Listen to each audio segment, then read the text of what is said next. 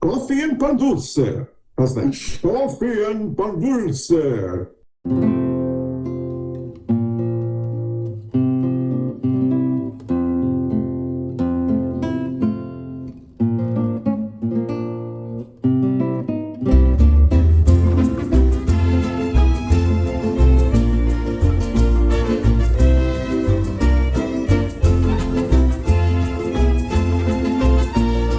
Barb Bacon, and I'm a community advocate here in South Charlotte. If I had my buttons on today, it would be, let's get some gun control. I'm tired of looking at the news and seeing this. Black Lives Matter in honor of our friend Joel. And let's have equal rights for everybody.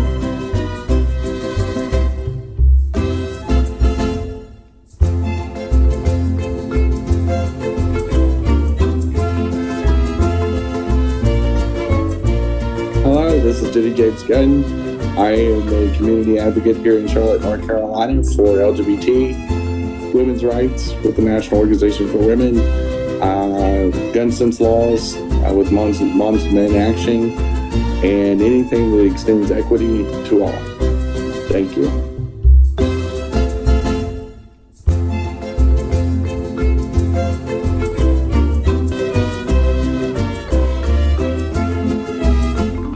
I'm Christian Cano, you're the co-host. My buttons are Moms and Men Action, gun sense legislation, healthcare for all, Medicare for all, and also in my heart, Black Lives Matter on behalf of Joe Oldham, who's a guest of ours who passed away last year. That's it.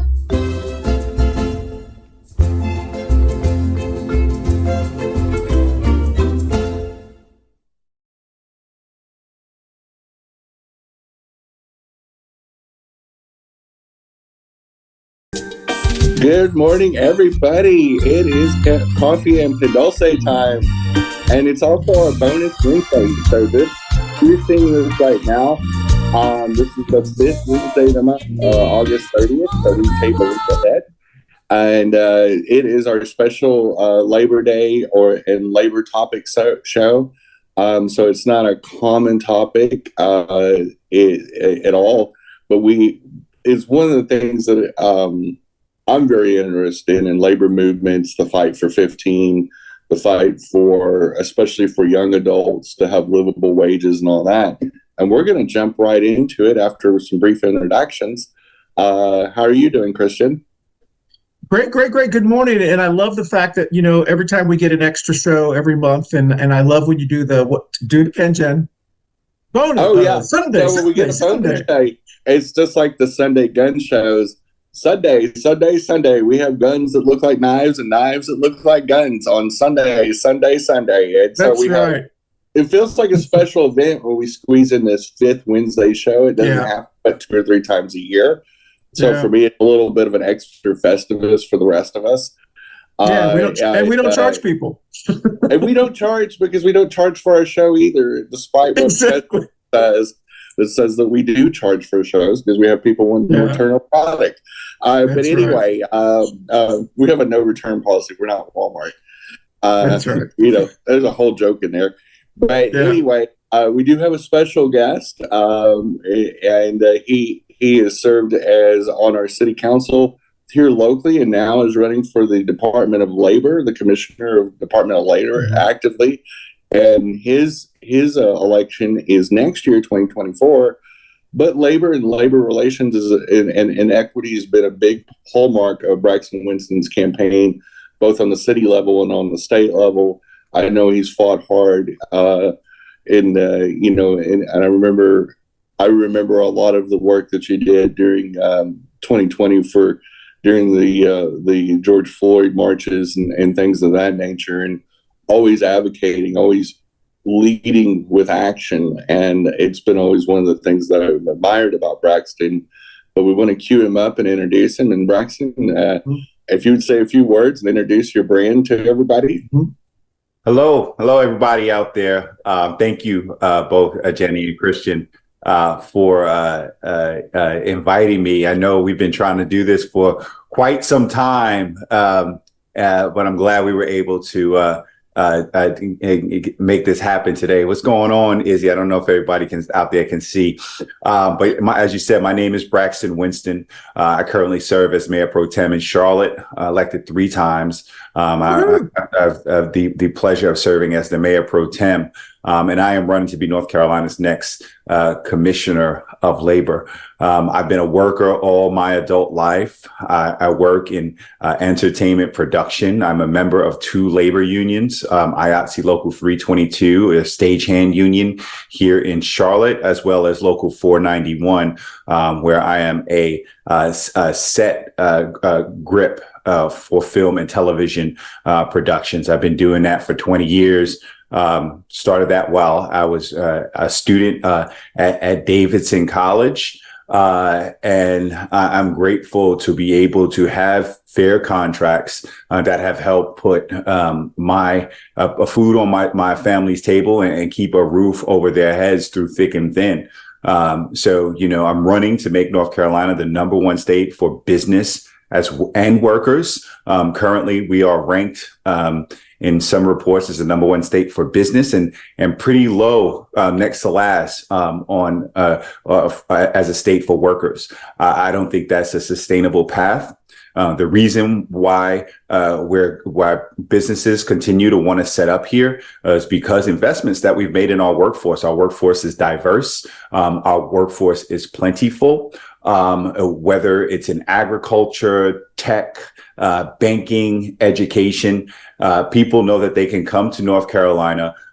They can set up shop. They can move their goods across the country and around the world, and they have a good, strong workforce. So we need to make sure that our workforces are healthy, safe, and being prepared for the jobs of today and tomorrow. So that's what we've been doing over this campaign over these past few months, going all over the state.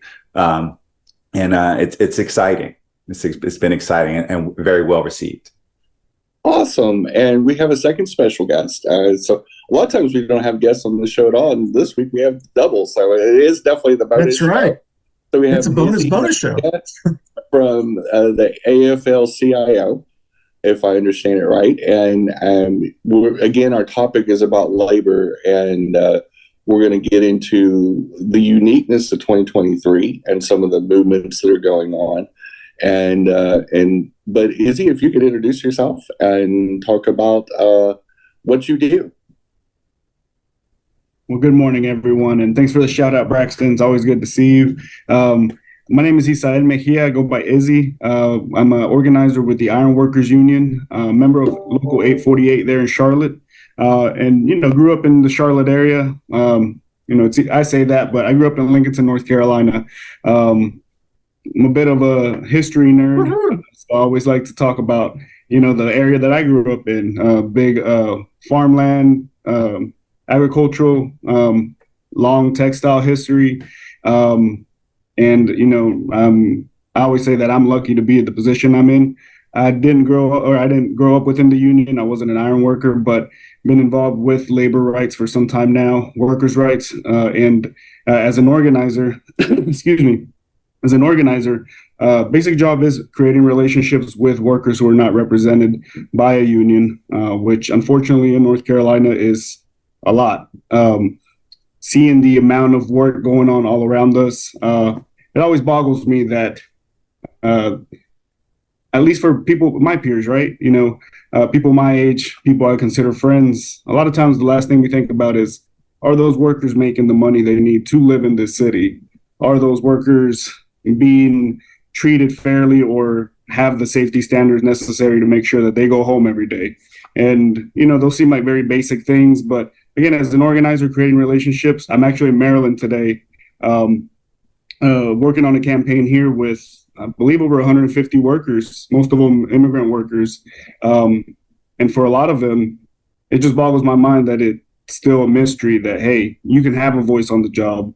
The union is not what you think oftentimes. The union is you. And so glad to be able to come on here and share a little bit of that experience and information.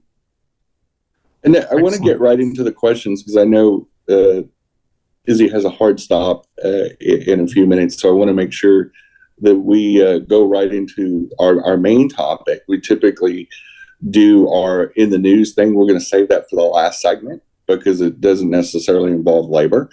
It's just what's going on at that time. So if you're a normal viewer or listener and we're not talking about the daily topics, it's because we're skipping it for now. But we'll put it where we normally put just hang on to the end of the show. Yeah, that's right. Yeah, so just stay on and it'll be the bonus to the bonus show. But that's anyway, right. For our esteemed guests, I have a two-part question. One, they've dubbed this summer the Hot Labor Summer.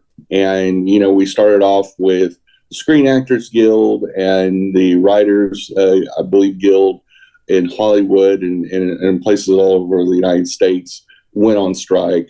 We've also had a push for unionizing, most notably the Starbucks stores and Amazon, which both corporations have been fighting the fight against unionizing their respective businesses. What do you think has really reinvigorated these labor movements all in the same year? And do you think it has anything to do with us coming out of the COVID pandemic? Are people valuing themselves more? Is it anything to do with the Fight for 15 movement as well? And I will ask that question to Braxton first, and I'd love to hear Izzy's thoughts as well on the reinvigoration of union organizing. Well, I think, Izzy said something that I think should not go understated. What is actually a union? And really what it represents represents a fair contract, right? It's an agreement between the employer and a collective set of employees. And what it does is set the rules, right? Yeah, it sets the rules around pay, but it sets the expectations of workers and the expectations of employers. So each side can hold each other accountable, right? And I think that that's fair. That's literally in the founding documents of the idea of this nation, in the first two phrases of the preamble of the Constitution, right? We, the people of the United States, in order to form a more perfect union. Right? A more perfect union, not a more perfect confederacy, a more perfect union, which the Constitution is that contract, the contract between the government and its people. How do we, when conflicts occur, when something happens wrong, or how do you determine wrong from right? You go back to that contract, and and there's a process to kind of see what rules are being followed or what rules are being broken. So when you start to ask people that quote unquote fear unions, they usually don't know what to say, right? They just heard it from somebody else that they should be scared of these unions. But when you start to talk to folks, especially business owners, they're like, this is something that I should consider, right? Because it creates efficiencies within the workplace. It creates, it eliminates gray areas of how to hold people accountable and to get the work done. So I think a lot of times people we kind of amplify things like strikes, but that's only one part of it. I think it's important to know quite often strikes happen not because something is being organized, right? But it's because that contract is up for renegotiation, and the two sides can't come to an agreement. And oftentimes these are used as negotiating tactics on both sides to try to get more concessions from the other side of it. But to your point, coming out of the pandemic, we do find ourselves in a very strange time economically when it comes to the labor market and the ability to fill jobs. There's a lot of work that needs to be done, and it's been very difficult for employers to get the workers that they need.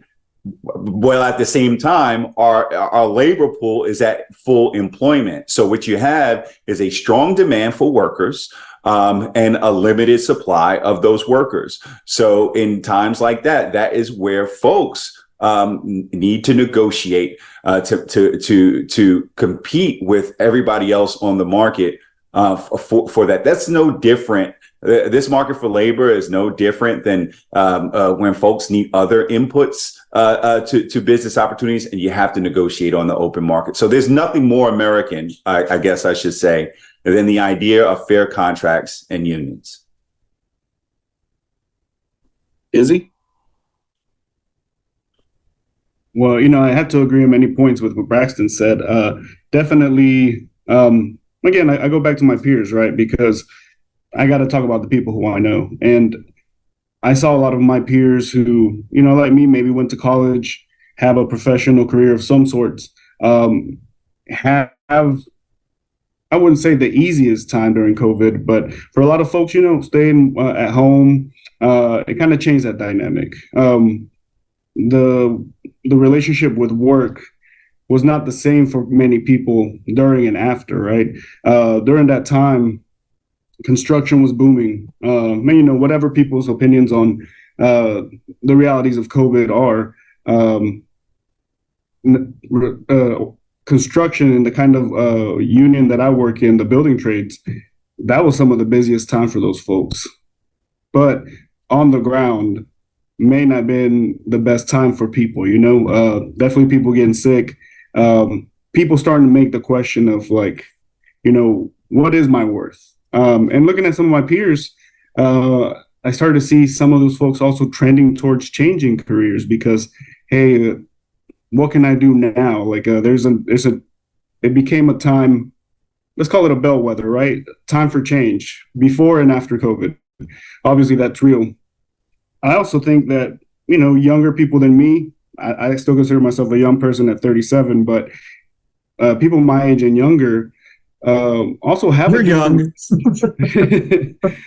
different relationship and idea of what it should be to have a job, right? And I don't think it's ridiculous that most people think that you should be heard. I oftentimes look at my parents or other people who came before me and, being in one job, I wouldn't even necessarily say a career, but a job for 30, 40 years was the normal and the standard, but that's just not the reality anymore. And on the ground, again, amongst people that I know, sometimes the reality is you have to take on jobs that you didn't see as your future, and that's just what we have to do for money. And I think that relationship for employment, it is respectable. This is what I do for money.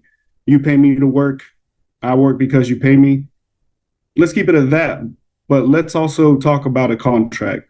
Let's talk about the fact that even though it's not necessarily personal, it fully affects my personal life, right? I have to take on, I was talking to somebody yesterday at the hotel where I'm staying, and, they're working on their second MBA. But she said something that hit pretty deep, even though it wasn't that deep a conversation. She said, it's really hard to live here without having two jobs. And man, that's a sad truth. I think during COVID, I wasn't so much working outside. We had some stiff precautionary safety measures that we were taking on the job. So I was making a lot of calls to our members throughout the country. And a lot of those folks just needed to talk to somebody because their reality was shifting so greatly during that time. They're starting to wonder, what their community was. And again, I talked about history. I'm a big nerd. Growing up in Lincolnton, in Lincoln County, I got to see the decline after the textile mills were sent overseas. Yeah. Again, people whose lives had been built around those textile mills all of a sudden found themselves in the harsh reality of what do you do now? And I know it seems like going around your elbow, ... to explain this, but some of those folks found themselves in places like McDonald's, places that we often think of as starter careers or careers that aren't for people beyond a certain age. But that's all the reality I've known since then. And so I think it is fair. Like if it's the fight for 15, hey, the minimum wage hasn't been raised in how long now? I think the latest article I read on The Guardian said that the disparity between CEOs' wages and workers' wages have gone up to 670 to 1.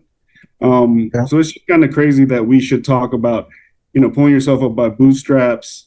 I believe in the American dream. I always say I believed in it so much that we paid to become citizens. It was a long process. Yeah. So I love this country. I grew up here. This is my home, but it hurts so much when I hear things like, why should we raise the minimum wage? Why would I want to pay so much for a cheeseburger? But I always say, in organizing and in any conversation I have, rising tide lifts all boats, right? It's not about making those folks make more money. It's about us being respected and treated in a way that we can provide and be there for our families. Because how much of our lives don't we dedicate to our jobs that we, maybe in another lifetime could dedicate to our families and ourselves. So sure.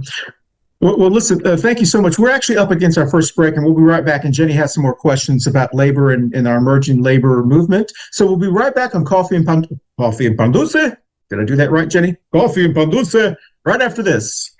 Hey, y'all, thanks for watching, and support local Black and brown businesses, including our sponsor, Manolo Bakery. That has some fabulous pastries, food, king cakes, all kinds of specialty cakes, swallows, and much, much more.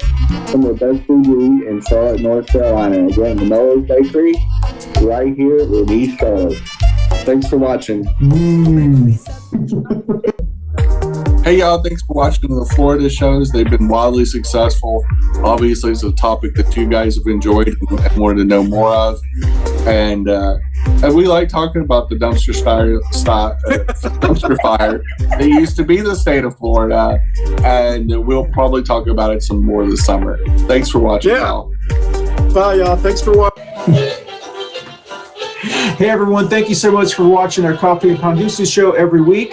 Don't forget, you can watch us visually on our video podcast platforms on Facebook and YouTube, but you can also listen to us on your favorite audio podcast platforms like Apple, Amazon, iHeartRadio, Spotify, and all of the other ones that your favorite, whatever your favorite is. Once again, thank you for watching us on Coffee and Pan Dulce. We'll dance out. So, as Jenny said, welcome everyone to Coffee and Pan Dulce. We want to thank those who are joining us on Facebook Live, but also those who join us on YouTube and the thousands who listen to us now on your favorite audio podcast platform. Braxton actually gave us a note. Everyone salute whatever you're drinking this morning to your neighbors this morning. And unfortunately, Barb is having technical difficulties again at her house in South Charlotte, so she's not able to join us. And we're going to drop Labor St. Bernie so we can focus on our guests. So, Jenny, go ahead and start your question again. So, one of the emerging labor movements is amongst the Latinx and Hispanic communities all over the country. And it seems that the community's presence in cities like Charlotte, Christian and I both grew up in San Antonio, Dallas, respectively. And so you have a large Latinx and Hispanic communities there. But in a city like Charlotte, it represents 20% of our population now, and this question is more directed to Izzy. Is have you seen that influence more and more in organized labor movements amongst the Hispanic? How big of an impact is that in organized labor? Oh man. Yeah, just to tell you the fact that most of my colleagues, my co-organizers, are bilingual. It's a necessary tool in the modern era of organizing because, at least in the building trades, but man, in every sector, the majority of people I see are majority Hispanic, right? Latin American, Latinx. I think it's reflecting the way our country is just becoming more and more diverse, right? I know in Charlotte, we have, again, going back to history, the booms in growth have reflected an influx of immigrants, right? From Texas, from other countries closer to or states closer to the border. Excuse me. And so I think it's just the reality that some of those folks are also tuning in, right? I know just from connecting with workers, a lot of folks think, hey, I'm going to be here for a short while. I'm going to make some money, go home and just build my life there. But life gets in the way, and this ends up becoming your community. And so what you once saw as a temporary opportunity now just becomes the reality of, hey, I'm here, I'm established. And I'll tell you now, the campaign we're working here in Maryland, that's the message we've been pushing. Hey, you're home. You're not here temporarily. Maybe that's still your plan for some of you, but if you're here, let's make sure that you can afford to live here. Let's make sure that, people recognize that workers built this city. We were in Alexandria last week, Virginia, and we had people from the county government. We had people from the Democratic Labor Caucus come out, retired union members and active union members saying Alexandria is a union town. And that felt so good because most of those workers are from that area. And so, again, that's just the reality of our country. And hey, I welcome it. I used to think, I'm sorry. I was in Target not too long ago, and they were playing cumbia. And I said, what? I was like, what kind of reality am I living in now that, now they're playing cumbia in Target? And so, hey, is you got to be careful because we got a lot of MAGA followers who will now start boycotting Target because of. They're already boycotted Target now. That's right. I mean, ever since he sold gay clothes there. That's right. God forbid if you walk in Target, those gay clothes will automatically make you gay. I mean, right. I don't make the rules. I'm just kidding. That's right. I'm sorry. Go ahead, Braxton. Well, I just want to point out, as you said, was said, nearly 1 in 5 people in Charlotte are foreign born, let alone the children who are not foreign born and are born here.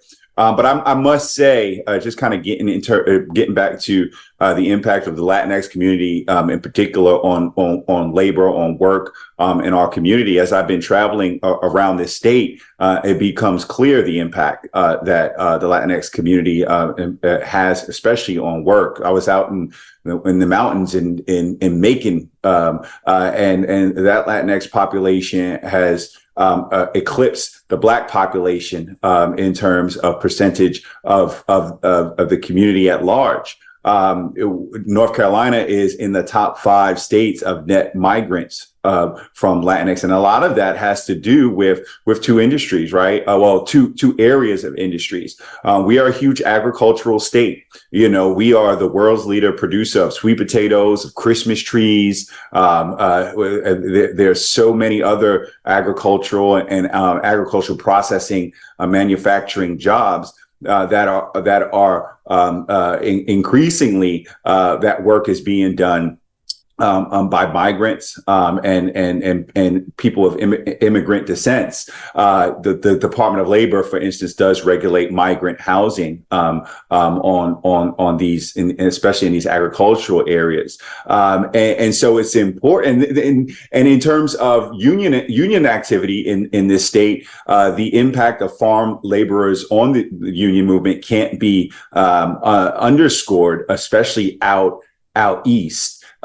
So a lot of these rural communities, there's much been written about overall populations either staying the same or dropping, but that's not necessarily true as it relates to the Latinx population, which is again sustaining and has increased political and real power in these communities. So it's important that those folks get organized. Not just from a labor standpoint, but from a community standpoint, to make sure that their interests are being felt in the policy making and the decision making all over our state.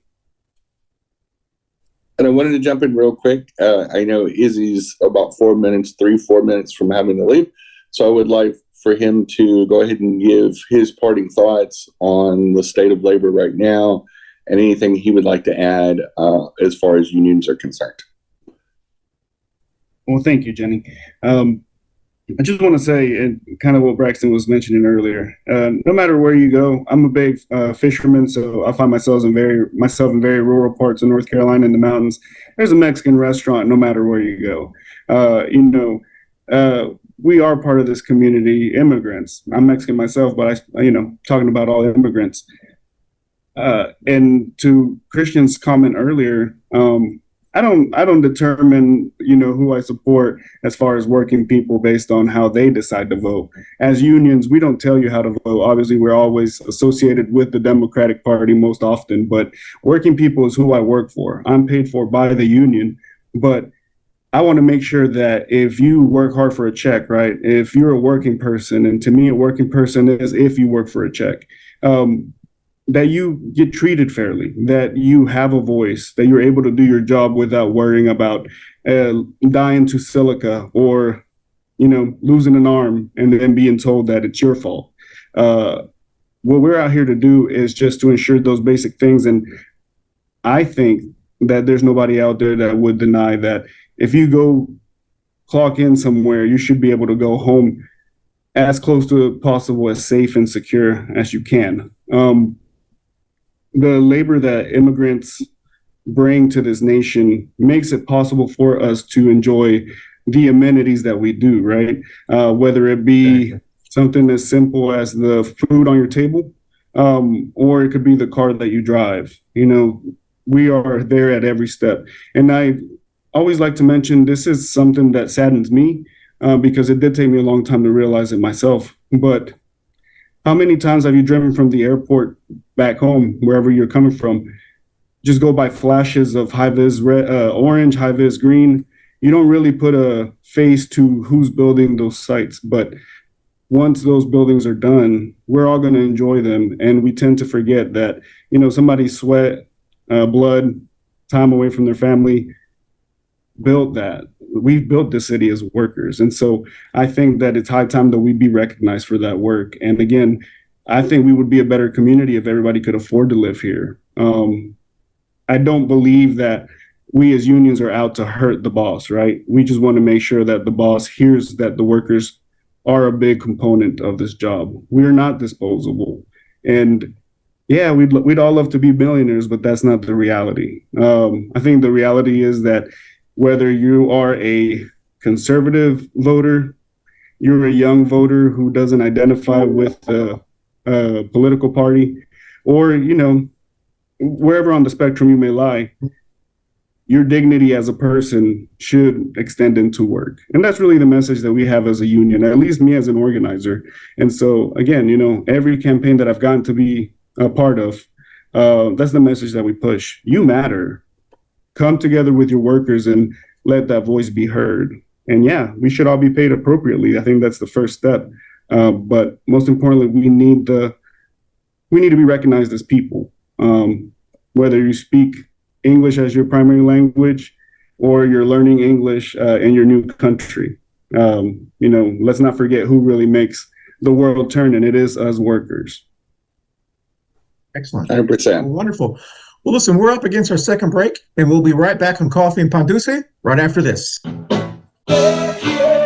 Hey, I'm Christian Cano. I wanted to thank you so much for watching our Coffee and Pan Dulce shows. I also want to thank you so much for watching us on our video podcast, which is on Facebook and YouTube, but also for listening to us on our audio podcast shows on your favorite audio podcast platform, like Apple, Spotify, Google, Amazon, Deezer, Podcast Addict, Podcast Chaser, and many more. Once again, thanks for watching us and listening to us on Coffee and Pan Dulce. Bye, y'all.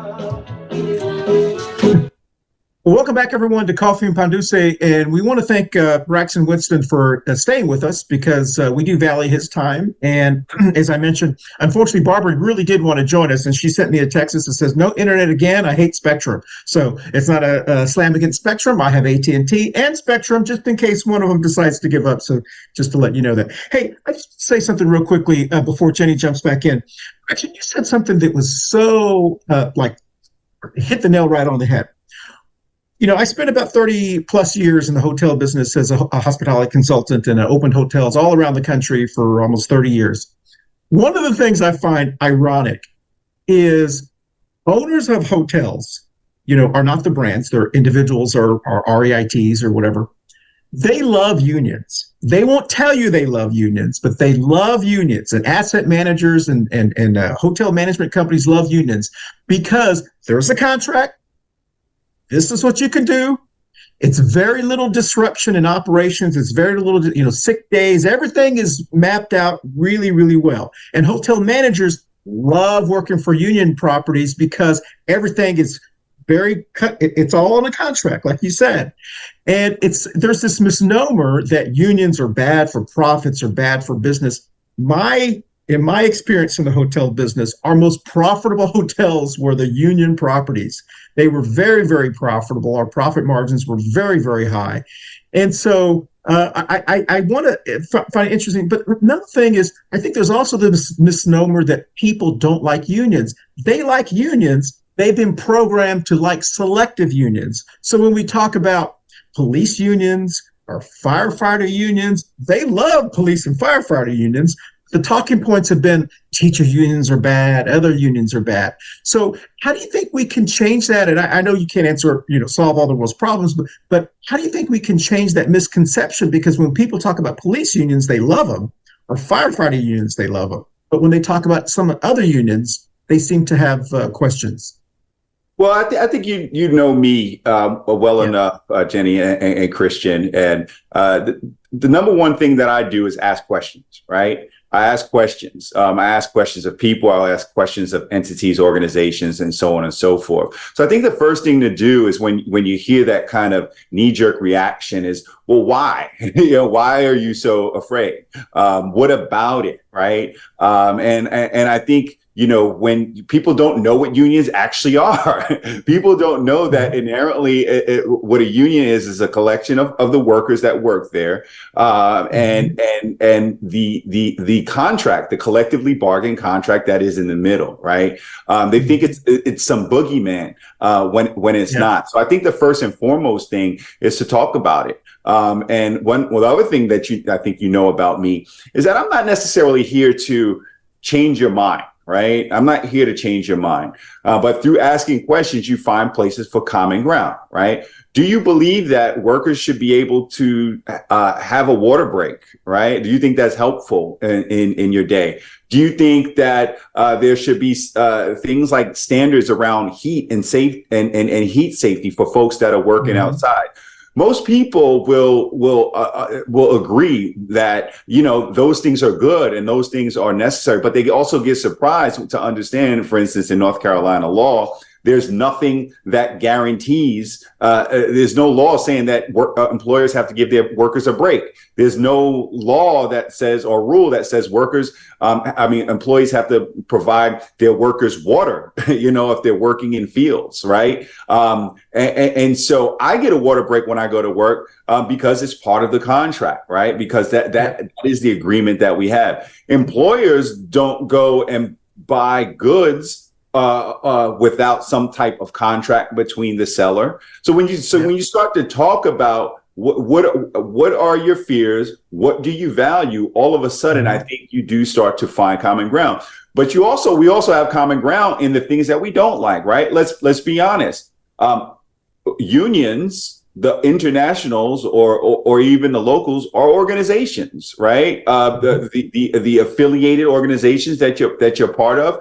Just like I think we're three folks that identify with the Democratic Party, we understand that there's some Democratic organizations that we don't agree with the way they're run, right? Or they're run poorly at times. That doesn't mean everything is corrupt or everything is bad.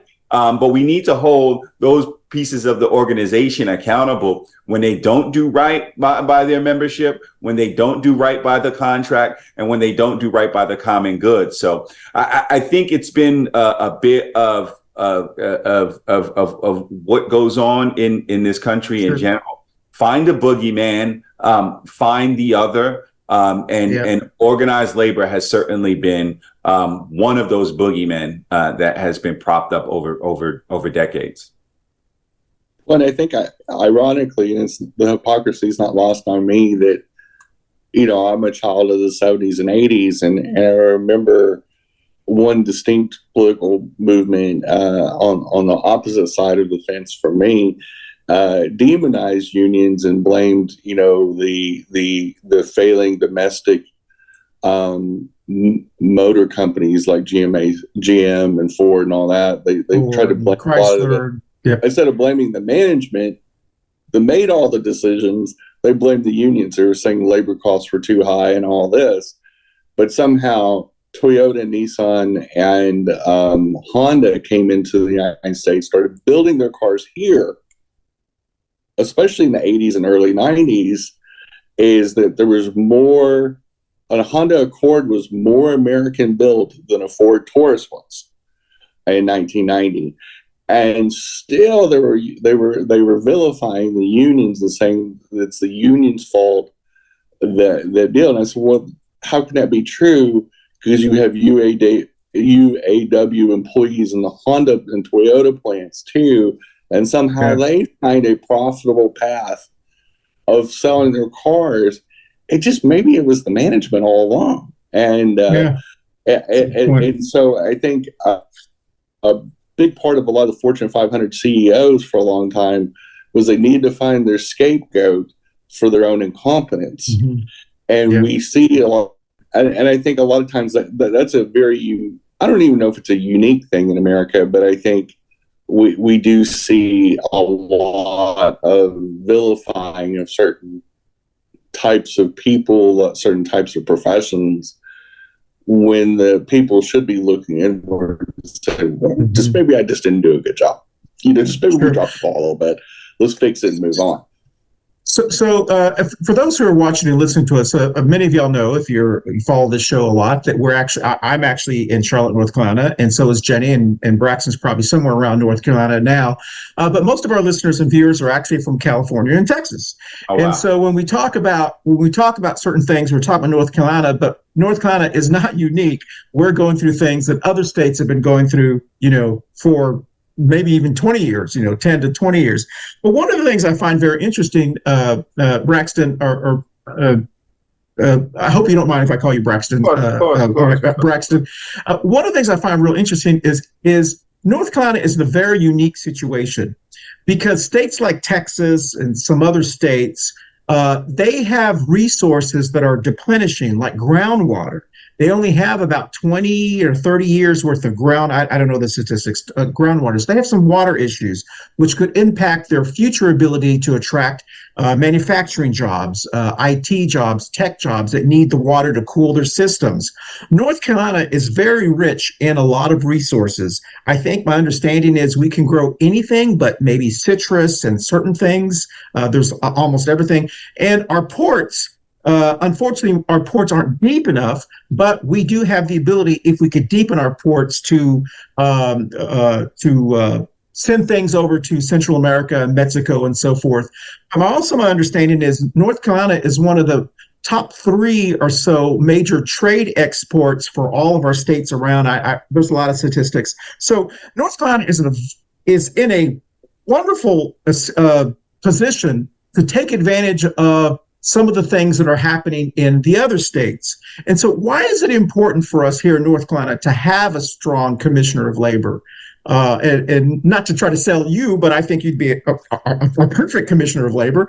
But I mean, what are your thoughts about why you decided to run for labor, and why this is important for people who are in banking in Charlotte?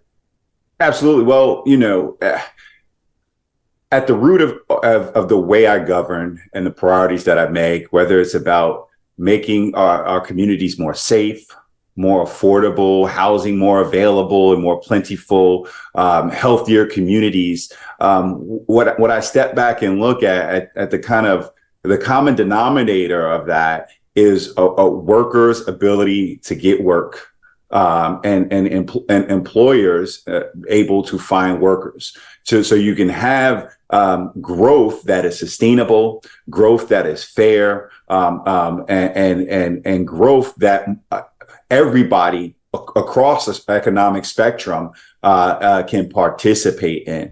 So as I step back and look at how do I continue to make this work as a public servant in an elected position most impactful, it really did lead me to this role in the Department of Labor, to make North Carolina the number 1 state for work and workers, right? If we don't make sure our workforce is safe, our workforce is healthy, our wages are fair, and our workforces are resilient, our economic trajectory is not going to be sustainable. You're right. We have a lot of things going for us in terms of the where we are placed geographically, our logistics capabilities to move goods around the country and connect it to the rest of the world. Trade and Tryon, here in Charlotte, has always been that for the indigenous populations that were moving goods through the greater Appalachian Trail and throughout the continent of North America when you go back and look at history. But there are things that are the things that make us strong are only as good as the efforts that we put in to sustain our workforce, right? We are dealing with issues around climate change. Heat is something that is increasingly has detrimental effects to outdoor workers. And like I said, we have a strong agricultural sector. Our construction sector is strong, and if we don't kind of address some of the issues that are that the increasing heat has on lowering economic output and efficiencies, we're not going to continue to be there, right? If the big manufacturing that is coming in and is not having an educated workforce that is able to have the skills necessary for the jobs of today and tomorrow, then it's going to be hard to continue to bring in new employers. If workers accidents and deaths have been increasing year over year in North Carolina, that increased insurance costs on top of you can't, that's a priceless loss to communities and families, but also it increases the cost of doing business year over year for everybody.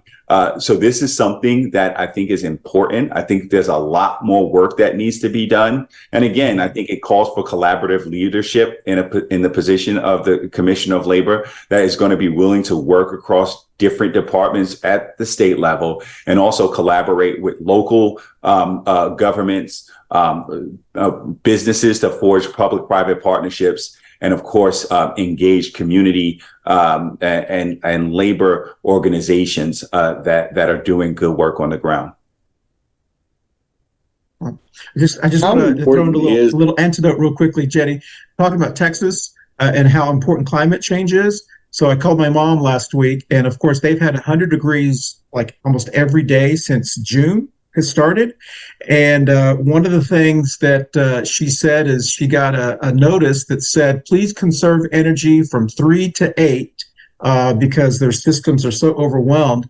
And the only reason they're able to keep the electricity on is because they have solar and wind turbines, which are subsidizing the other stuff. So that's the only reason. It's green energy is the only reason Texas is able to keep their energy on. And because it's so hot, the construction workers or people who are doing outside work aren't able to do it. So that has basically stopped. So it does impact, climate change does impact the ability for people to work and people to make money. So anyway, I thought I'd throw that in there. So go ahead, Jeff. Well, and one of the things that Izzy hit on, and I know many of my peers say the same thing, is a lot of people are doing gig work and second jobs because their first job, their primary job, does not have a livable wage. And I look at livable wages as anyway money. We're going to spend the money as a society to sustain people, whether we develop social programs to supplement it or we develop these gig work economy or whatever. We're going to find a way. But it seems to me that it's a little asinine that if we want a healthy population, we should encourage livable wages paid by employers, because at the end of the day, we're going to pay for it no matter what as a society. How do you feel about livable wages and quality of life, and what can we do as a state to encourage that? What are the ideas that you have? So absolutely. So I think there's dignity in work, right? And and the way that you show dignity to every worker is by reciprocating for them for their labor, right? If there's a job that society is deemed necessary, then folks should be paid for that job. In a way that makes them able to sustain their livelihood. So one thing to be clear about, the Commission of Labor is an executive level position. So we don't necessarily wouldn't have any direct ability to change the laws, right? We have to operate under the laws that do exist. But something that is important that I think government with government that doesn't have the ability to change laws, you can lead by example. And so what the Commission of Labor is the executive that runs the Department of Labor. And so one of the issues that we have from a state employee position, right, across our government is the ability to pay living wages and appropriate wages to our state level workers. And I'll talk to you a little bit about the impact, like you said, how we all pay for it. In a lot of places, state workers or government is one of the biggest employers in counties across North Carolina. Right now, up to 1 in 4 positions across the entire state government go unfilled. Right. So that means for every dollar that you spend in taxes, you're only getting 75 cents of service. That's not fiscally responsible. On top of that, for about 37% of all new state workers leave those positions within the first year of being hired. And oftentimes that is because of budgetary constraints. They aren't being paid enough. You can find a like job in the private sector that pays you much more, and workers have to make decisions based on their ability to pay their bills. So that is, again, something fiscally irresponsible, because from a government standpoint, those jobs still have to be done by law. So what happens, right? You end up paying overtime. State government pays something like $500 million every year in overtime. And that means you have to hire new workers. So what's the most expensive line out of any employer, whether it's private or public sector? It's going to be labor. It's going to be their workers. Exactly. What's the most expensive portion of that line? It's going to be hiring new workers, right? Mm-hmm. So every year, if 37% of first year workers quit, you have to rehire those. That is very expensive. Like you said, we are paying for it, right? And so you guys remember the video from Carowinds a couple months ago, right? Mm-hmm. So those amusement park rides are inspected by safety compliance officers in the Department of Labor. Currently, 1 in 4 of those positions are going unfilled.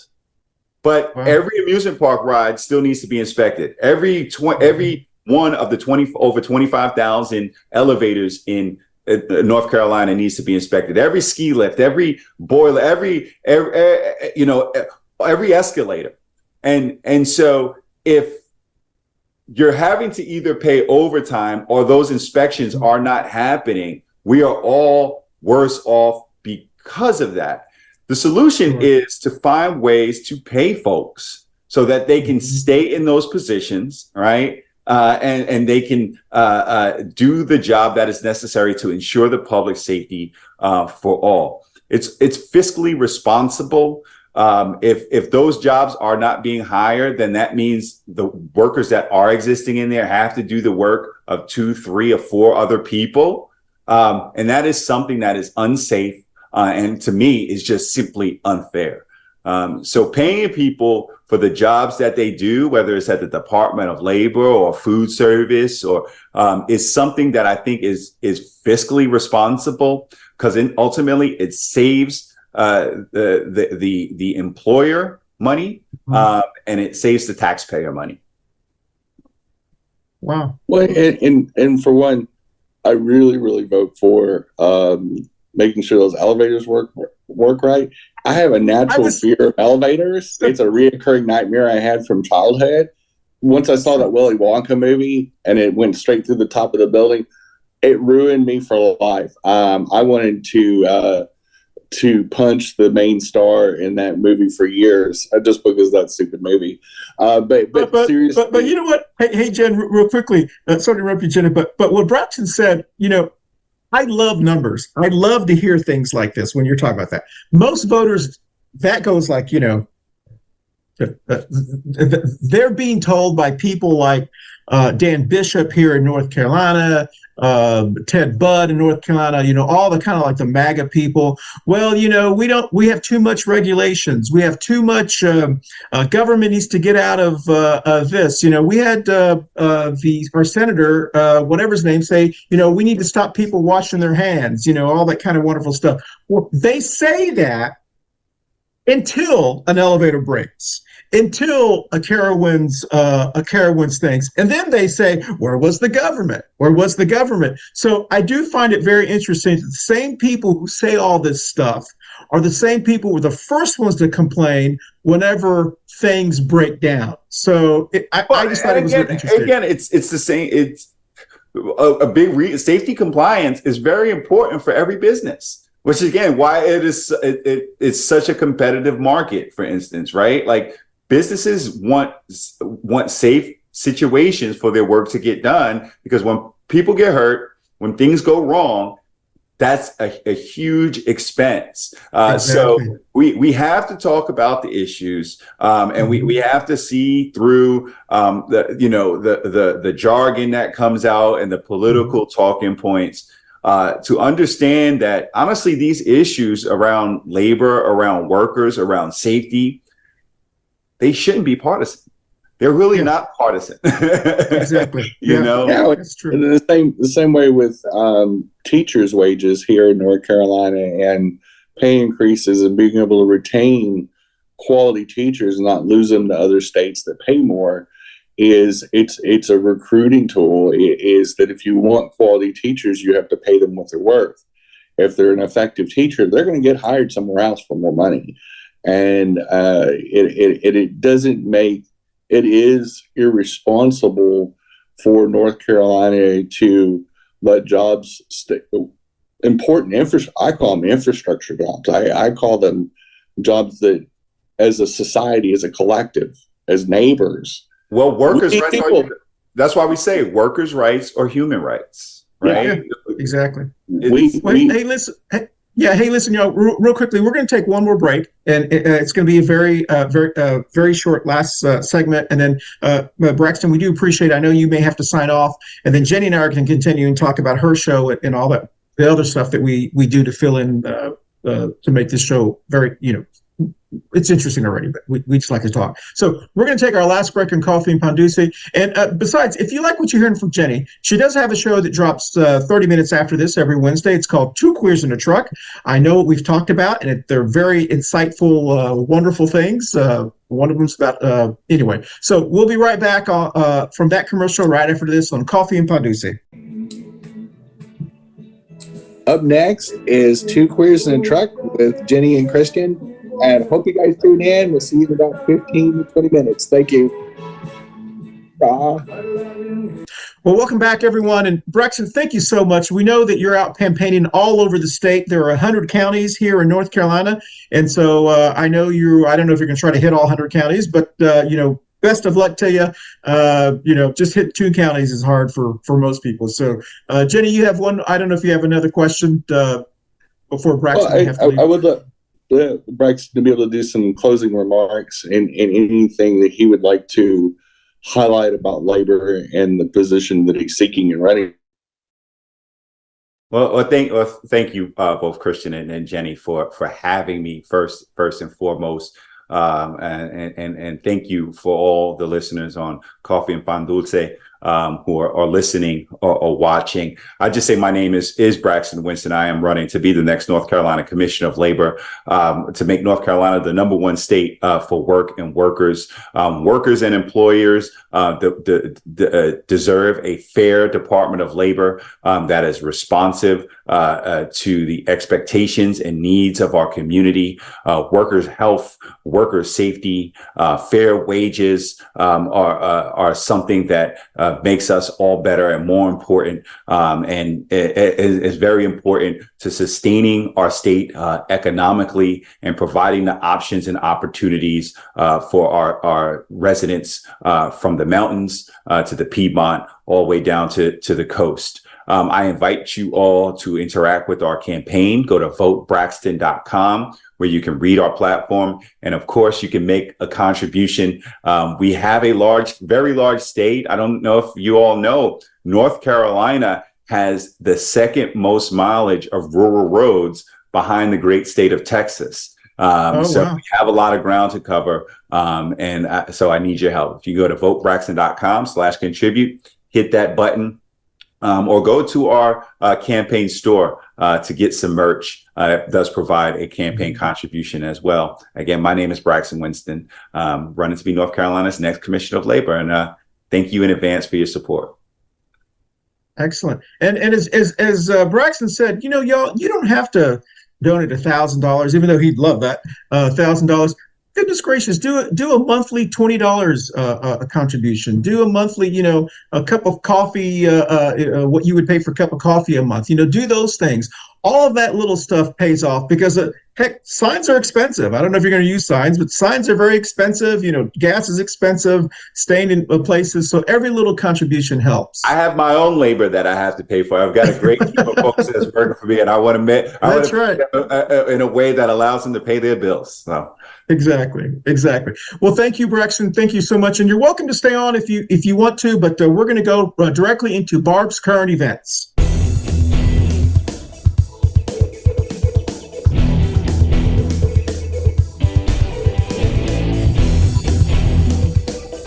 And this is Barb's current events. Well, welcome back, everyone. It was so great to have both of our guests, and I'm sorry Barb wasn't able to join us. She would have loved, and she's actually still texting me. So thank you, everyone who's joined us. But Barb's current events. So, Jen, we're going to go over a little bit, but I know I have a good time. This is mainly selfish. I have a good time listening to what you have to say about this because I have an idea what you're going to say about this. But here's the first one. So there is some data that just came out. There was a survey that came out that diehard Trump supporters were asked who they trust most. 71% of them said they trust Trump. 63% of them say so less than Trump do they trust their family and friends, only at 63%. Conservative media figures at 57%. They trust religious leaders the least. So Trump supporters not only don't trust their family and friends as much as Trump, but then conservative figure, but religious leaders, they trust the least. So these are diehard Trump supporters, okay? So I thought that was real interesting. The second one is the RNC debate. When you watch this, it would have happened, but the week that we tape this, it's actually happened. It's happening tomorrow night. The RNC debate, there's going to be all kinds of chaos. There are two people who did not make the stage who are suing the RNC. It was announced the morning that we're actually taping the show.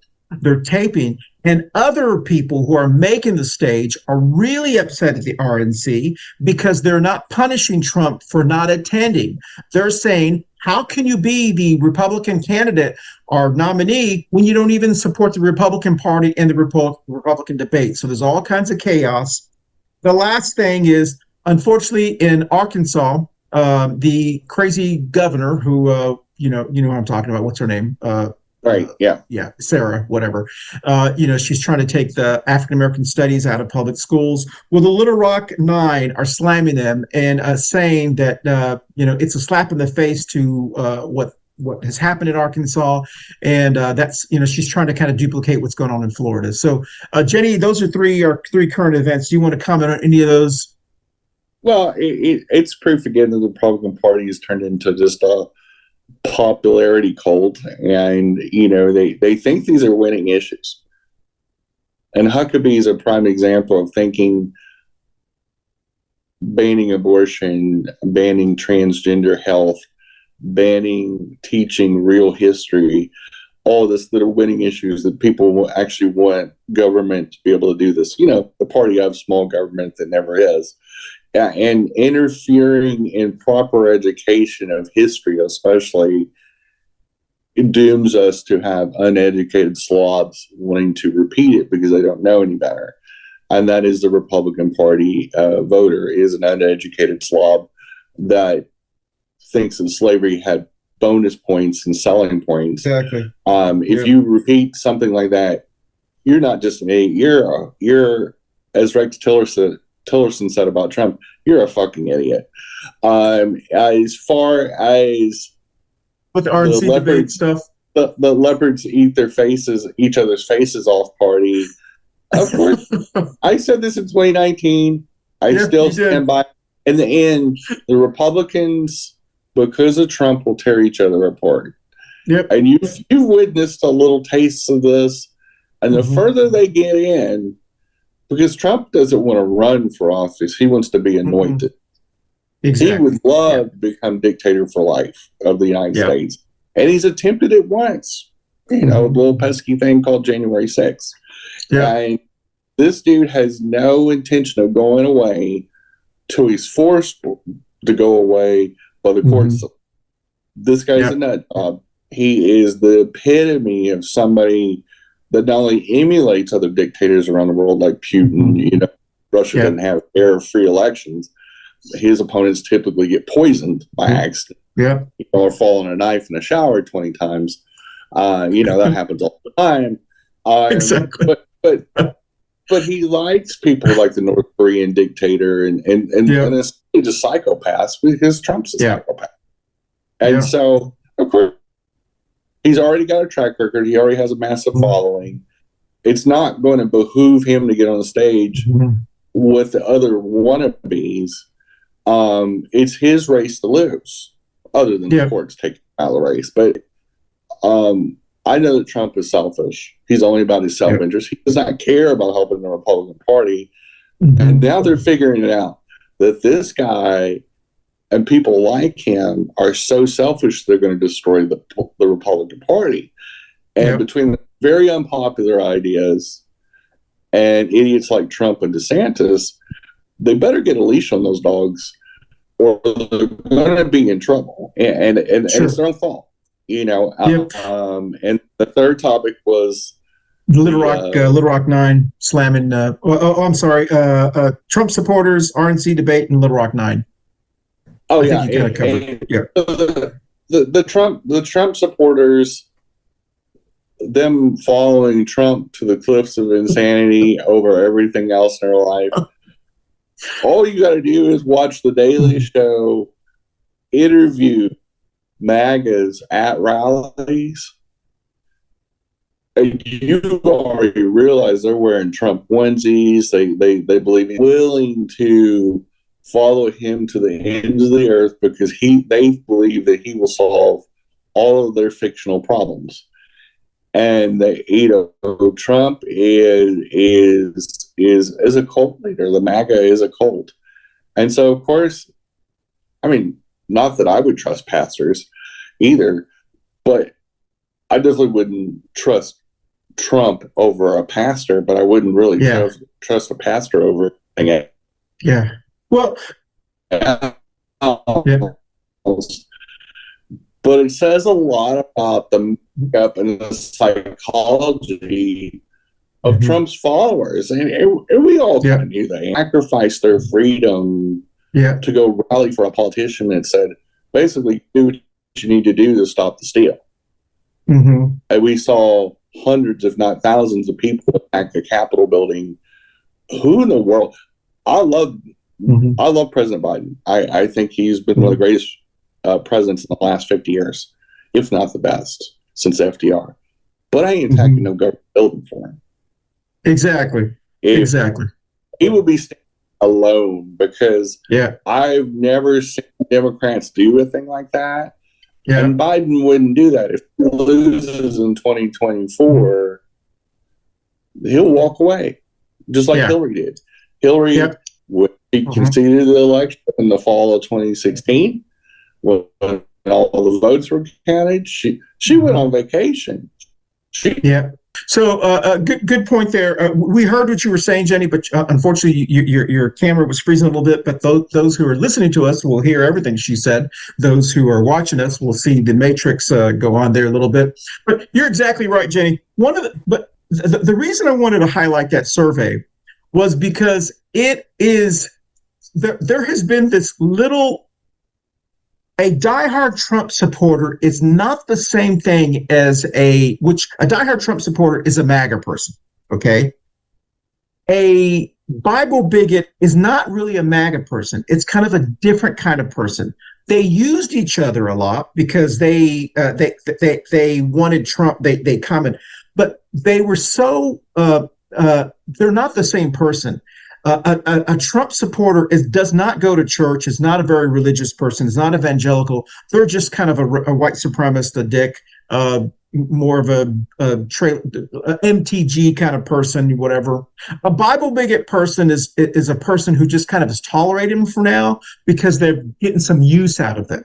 And I think what you're seeing with the DeSantis group and the Trump group is they're starting to realize we never really liked each other. We just used each other, and now they're turning on each other. Like you said, who's going to destroy the Republican Party is the Republican Party themselves. And that leads directly into our very last segment, the Pendejo Chronicles.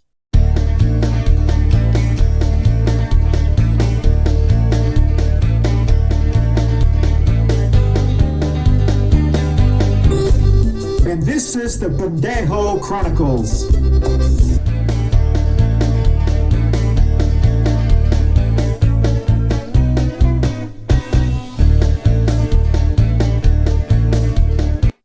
So the Pendejo Chronicles is DeSantis.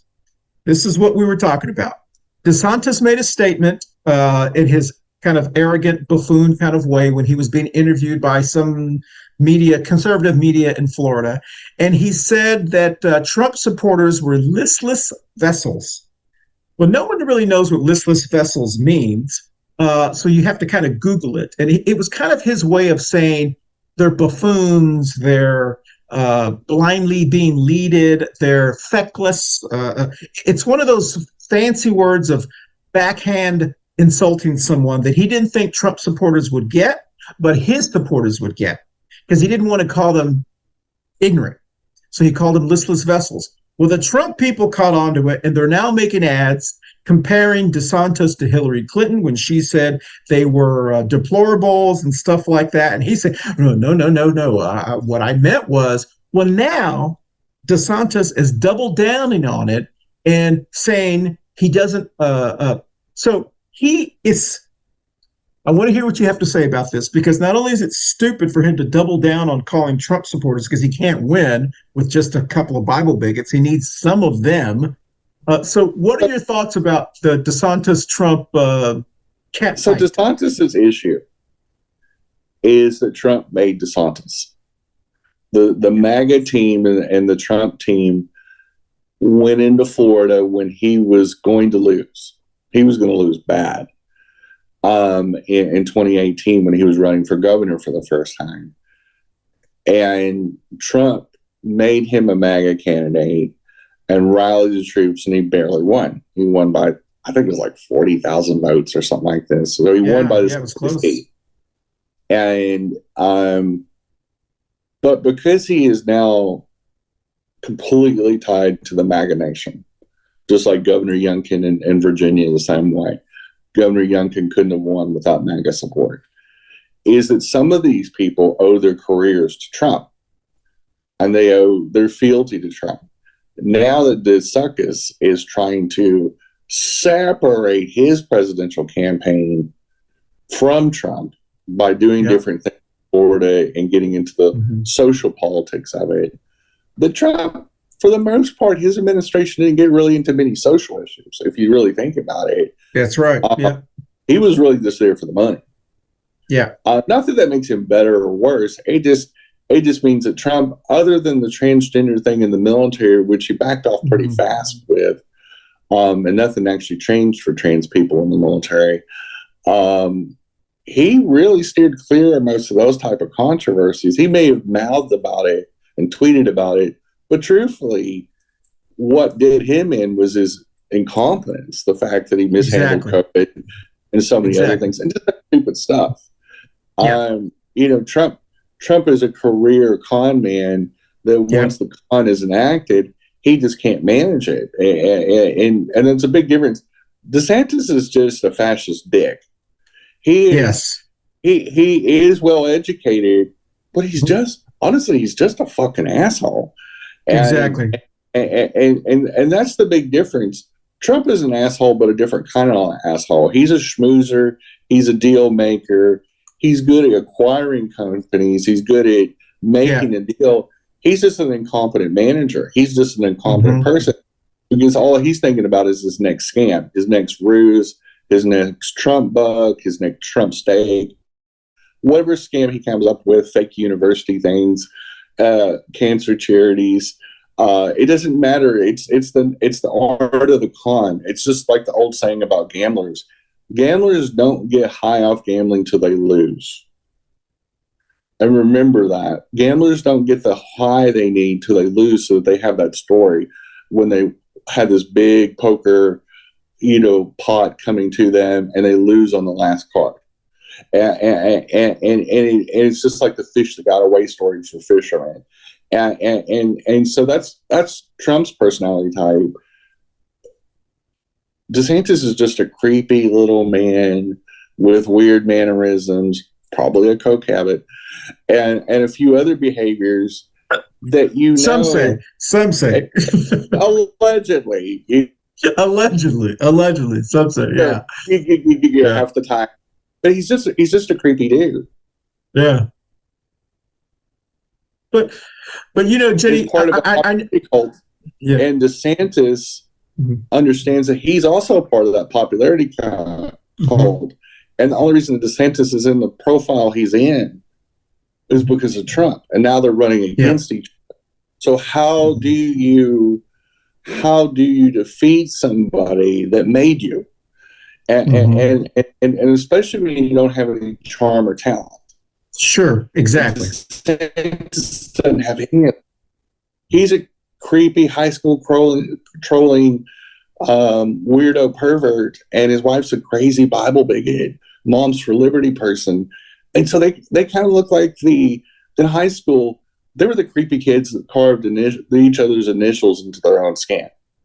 They were that kind of couple, and so they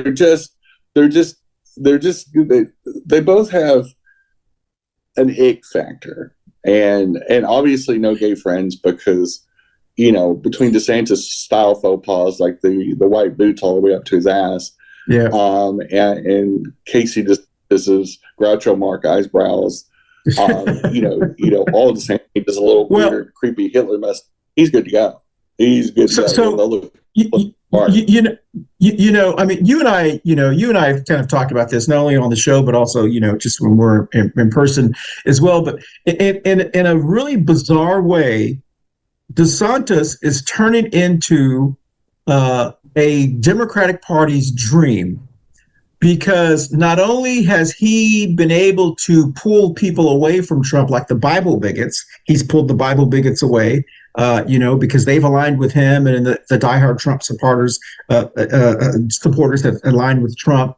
But you knew it was a breakup that was not going to be enjoyable, because all DeSantis would have to say was, yes, I owe my victory to Trump, and I thank him for those. But he's too arrogant and too proud to say that, so Trump's got him. You know what I mean? But DeSantis is too much of an arrogant person to admit that like you said, that he wouldn't have won without Trump.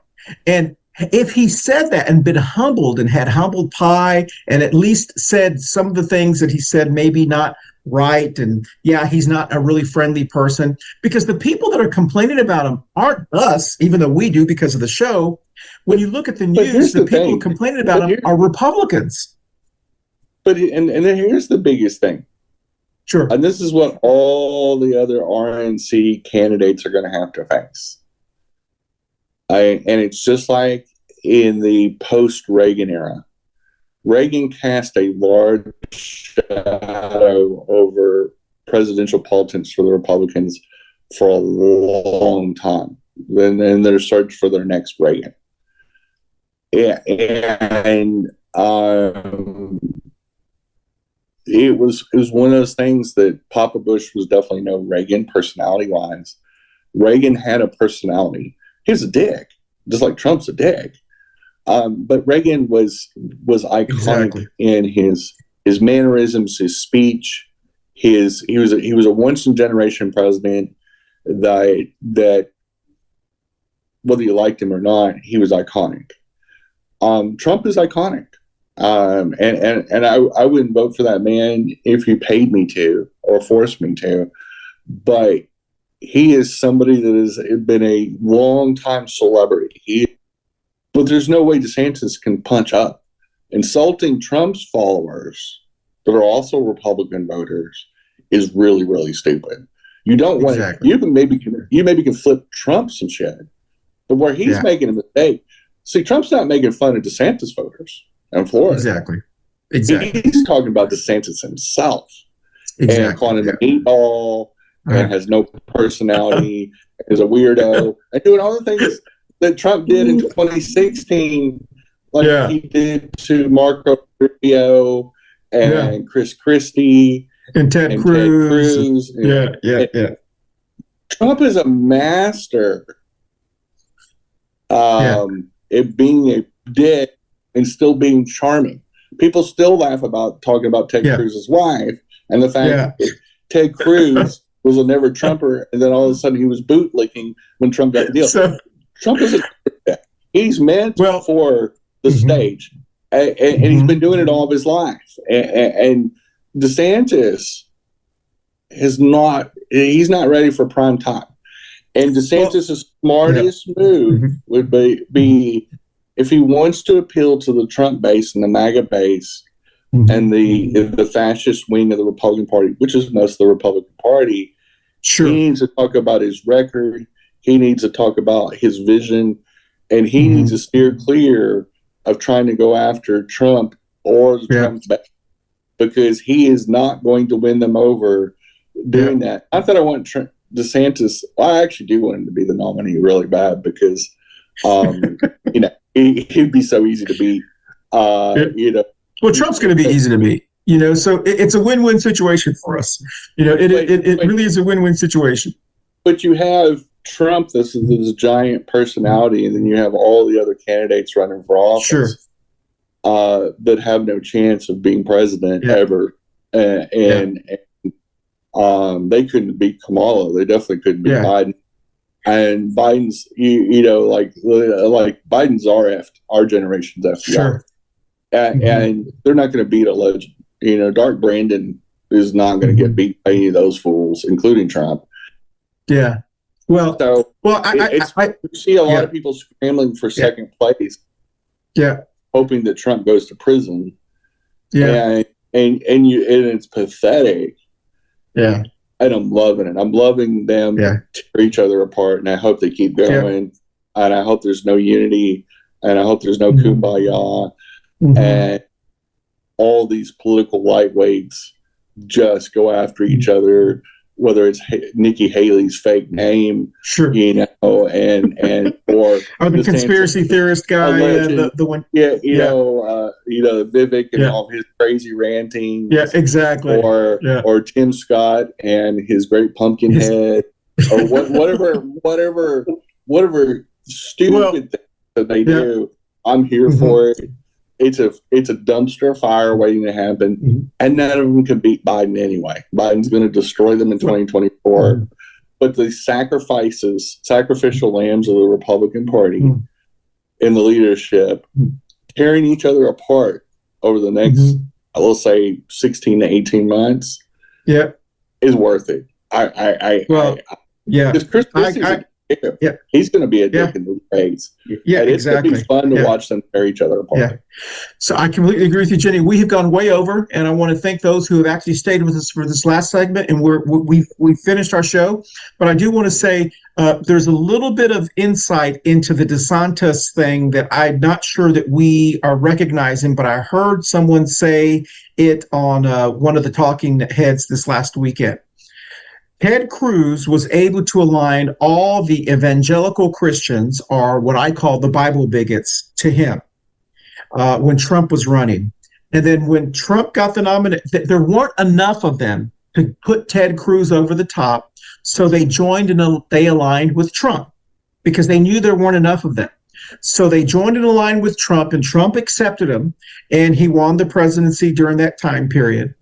This last election, the Bible bigots aligned with Trump again, but not full heart, not all the way, but they aligned with him again, only really because of Pence. And there weren't enough of them to get him over the top because they lost all the moderate suburban voters.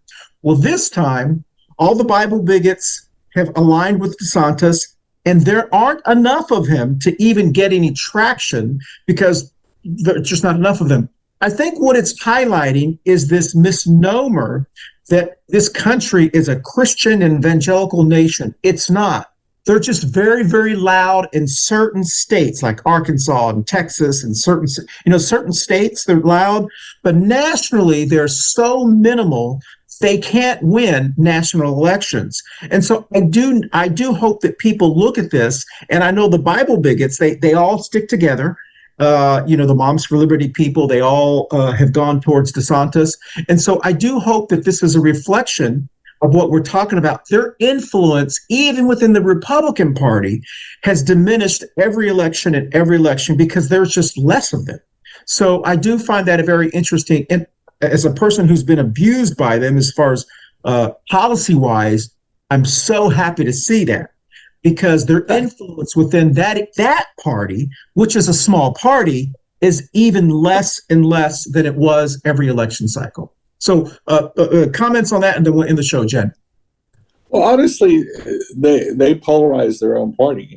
And many Republicans in the last few years, and your more moderate Republicans, even local Republicans, like one of our frequent guests, Kyle Kirby, said, the demonization of the LGBT community is going to hurt our party, that it's not the pathway to success.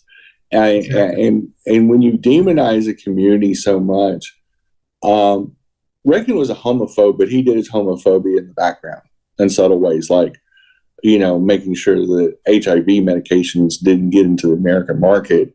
But he didn't go run around bragging about that. He developed a common foreign enemy and demonized the Soviet Union. And it was a lot smarter strategy. And when you demonize a group in your own coalition, and evangelicals is a big part of the Republican Party, and it's just, as a whole, it's not a big party, a demographic in the United States. Exactly. And so because of that, because Christians in general, not all of them are evangelicals. And so when you're taking a small percentage of Americans, and then you're probably the evangelicals, maybe is 10 or 15% of that whole group. Yep. That's a small sliver of society that that literally, it's not appealing to modern Americans, especially younger voters coming up, like millennials and Gen Z. And so you're taking a minority of a minority, and you're appealing just to them, and you're selling and positioning yourself. Means you're only appealing to a certain amount of voters, with the voters that get ignored, the Republican coalition. And like veterans, police, things that you're going, well, I don't really go to church. I don't really care about these. I'm not homophobic. I'm not really interested in these social things. I don't want to change history books. I don't. These social issues. I want to keep abortion legal. Because I've got 3 adult daughters, and I want them to be able to have that. So these are common sense, nonpartisan issues that they're going after and trying to make them partisan. And it's a great divide inside the RNC.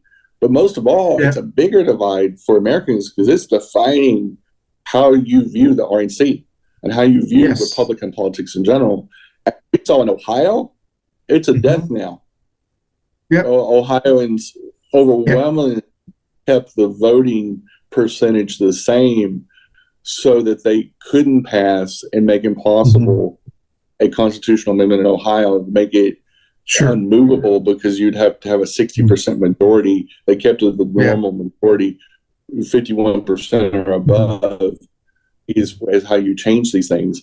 And because they knew they were changing this because abortion's on the ballot in the fall. And so they weren't fooling anybody. Kansas is the same way. And these are traditionally conservative states, no matter who they vote for, Democrat or Republican. These are traditionally conservative states that vote on conservative issues. And that's why I say abortion in general, outside of the evangelical world, is wildly popular and widely supported. Or at least access to it is. Access to human right, exactly. Medical right to have access to birth control and abortion and family planning is a fundamental right of women, reproductive freedoms, and not having access to it is a problem for most Americans, about 70% of Americans. And when you take a very unpopular stance trying to do total abortion bans, you're making a big mistake, because that's not the will of the people. No matter what your party affiliation is, you're going against the will of the people. You're going upstream and fighting against the current.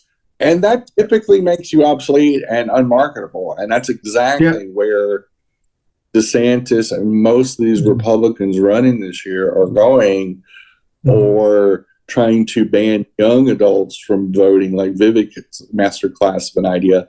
I was saying 18 and 25-year-olds should not be able to vote unless they pass a test. I think stupid things like that. I want Republicans to keep saying that, but if I ran the RNC, I'd be going, you guys are a little kooky. We need to get some of this under control.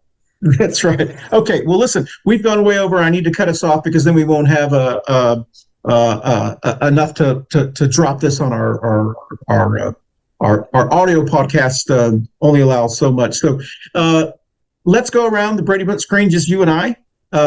Jenny, the weekend this drops is Labor Day weekend. Do you know what you're going to be doing that weekend? Probably just hanging out and relaxing. I have no plans whatsoever. And it's probably just going to be a chill Labor Day weekend and going into my birthday. Yes, that's right. That's right. You're coming up in September. Well, of course, I will be somewhere camping, I'm sure. And I will be, as I do every Labor Day weekend, I will be looking for Republicans to do the same thing that they do on Memorial Day and every other holiday. Labor Day weekend is the only day they don't post anything on social media. I just want to let people know that. They never say Happy Labor Day weekend. They always milk every other holiday.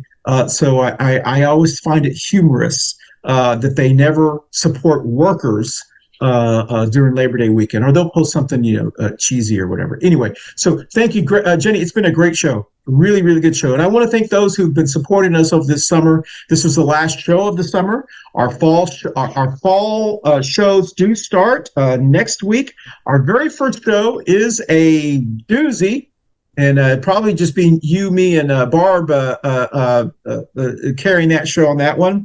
We'll be bringing up Moms for Liberty again. But this time we'll be bringing up, are they really just the new lipstick bigots? Or are they just the lipstick version of the KKK? We'll be talking about Moms for Liberty to start off our fall shows. And we have a lot of shows. We'll hopefully have Dr. B back in October to talk about post-COVID holidays. There's a new vaccine coming out there that is supposed to have all the new stuff out there, encouraging people to take with your flu shot late September, early October. So they're asking people, if you can hold off on getting your flu shot and COVID shots, wait till then, because the new one is for all the new strands. So there's a lot of wonderful shows. We'll also be doing our annual 16 Grito contest, which is right around Jenny's birthday. So we'll be talking about that as well. And then hopefully we'll have Dr. B back again for our annual is Medicare Advantage a Scam show. So we got a lot of wonderful shows coming up. And then one show I just want to highlight before we end. We are going to have a show, I believe it is in October, and it is for National Anti-Bullying Day. It's going to be the first show in October. For those who remember, we had a group called Jogues Walk for Change. There was actually a movie that came out about the real life story. We hope to have that group back on because that week is National Anti-Bullying Day here in the United States of America. And we hope to have them back and talk about the importance of anti-bullying. And maybe we'll have that group of individuals that ran that program as well. So with that said, anything else, Jen, before I play the music and try to dance us out? We better All right. Yeah, I covered a lot. Sorry. All right, here we go. Let's see if we can get this. All right, there we go. That's some Selena. Bye, y'all. We'll see you next week on Coffee and Pan Dulce. Okay. Hey, y'all. Thanks for watching Coffee and Pan Dulce. We will see you next week. Bye, y'all. Hey, this Labor Day weekend, we have the return of fall and autumn holiday season. So we have a great fall lineup, and we encourage you to tune in to many of our fabulous shows, like our Say show, and many more things in October and November as well. Thanks for watching, as always, and we'll see you next time. Bye, y'all. Coffee and Pan Dulce. How's that? Coffee and Pan Dulce. Sounds You great. sounded like a telenova. I mean, I'm trying this. All I have to say is go. Yes. as a non-Spanish speaker.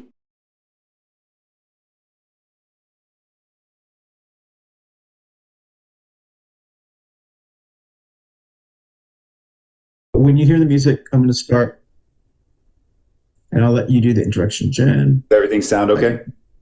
Sounds Yes, perfect. Sounded. Go. Okay, guys, when we come back, Jenny, if you can ask a question about Latinx or Hispanics, how they're playing a role. And just as an FYI, Izzy, my family, or our family, Andrew's family, is from Lincoln County. They're from Vale. I don't know if you know where Vale is. Kent Square. Yeah. So they've been there since the 1850s. So when you said Lincolnton, I'm like, we gotta. So we're gonna be really nice to you. We would be nice to you anyway. All right, here we go. Ready, Jen?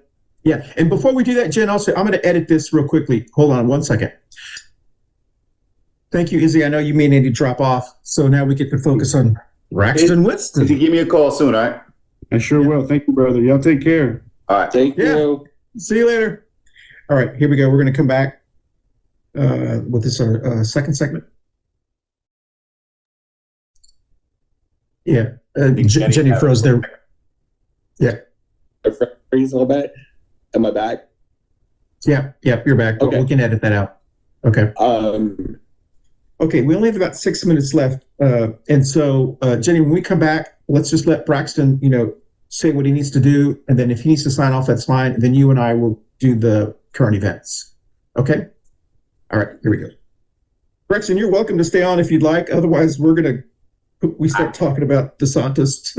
I actually have to run to a labor event to pass a petition to some employers that says their workers deserve water in their workplace. Excellent. So. Perfect. That's important. Thank you so much for joining us. Thank you, Braxton. Thank you very much. Yeah, thank you, Braxton. Okay, Jen, we're coming back from Barb's current events. What would he have to gain by attending it? A debate. He's already got a track record. He already has a massive following. It's not going to behoove him to get on the stage with the other wannabes. It's his race to lose, other than the courts taking out the race. But it's,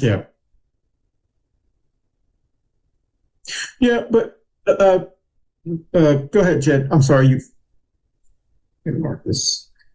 I'm going to say they